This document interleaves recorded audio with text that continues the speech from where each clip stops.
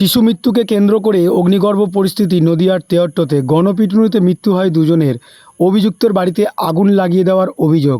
তৃতীয় শ্রেণীর ছাত্রের মৃত্যুতে উত্তপ্ত নদিয়ার তেহট্ট। সন্দেহভাজন দুজনের গণপিটুনির জোরে মৃত্যু হয়। ঘটনাস্থলে দমকলের একটি ইঞ্জিন।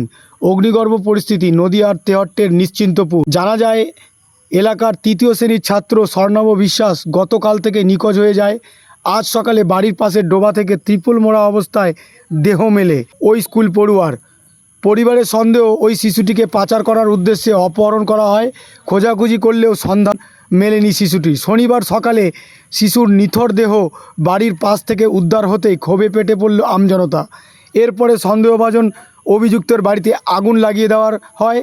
পরিস্থিতি নিয়ন্ত্রণে আনতে ঘটনাস্থলে পৌঁছায় দমকলের একটি ইঞ্জিন। তেহট্ট থানার পুলিশ গিয়ে পরিস্থিতি সামলাবার চেষ্টা করে। শুধু তাই নয়, দুজনের গণপিটুনিতে মৃত্যু হয়। তাদের তেহট্ট হাসপাতালে নিয়ে গেলে চিকিৎসকরা তাদেরকে মৃত বলে ঘোষণা করে। এমত অবস্থায় শিশুর মৃত্যুর ঘটনাকে কেন্দ্র করে ধুমধুমার পরিস্থিতি নদিয়ার তেহট্টে।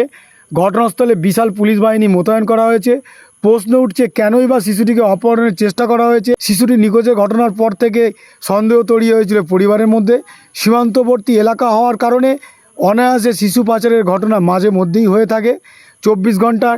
এখন দেখার বিষয়, ঘটনার মূল কারণ কি আর কেনই এত ক্ষোভের সৃষ্টি হলো আমজনতার মধ্যে। তদন্তে কৃষ্ণনগর জেলার police.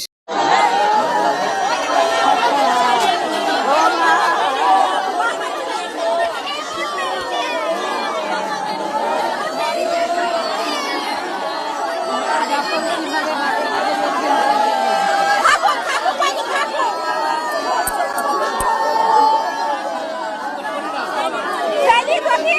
Sai, filho, mano, pra ele, pai, tem que sair do